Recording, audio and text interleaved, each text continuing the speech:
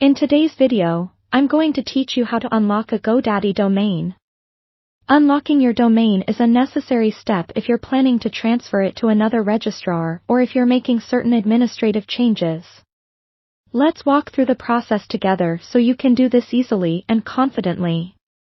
First things first, you need to access your GoDaddy account. Head over to the GoDaddy website and click on the Sign In button located at the top right corner of the page. Enter your username and password, then click Sign In again. If you've forgotten your login details, there are options to reset your password or recover your username, so don't worry. Once you're successfully logged in, locate My Products by clicking on your account name or the drop-down menu next to it. This is where you'll find a list of all the domains you currently own. Take a moment to scan through your domains and select the one you wish to unlock. This will direct you to the Domain Settings page.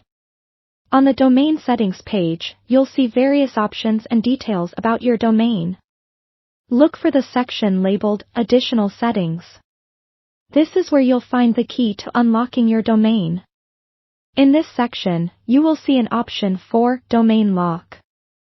By default, most domains are locked to prevent unauthorized transfers, which is a great security feature.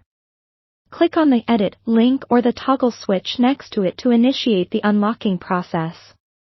When you click it, you'll receive a pop-up asking if you're sure you want to unlock the domain. GoDaddy takes this step very seriously because unlocking your domain can make it vulnerable to unauthorized changes, so be absolutely certain that this is what you want to do.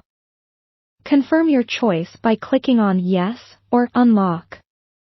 Now, after completing this process, it might take a few minutes for the changes to take effect. You can check the status to ensure your domain is unlocked by refreshing the page and looking at the Domain Lock section again.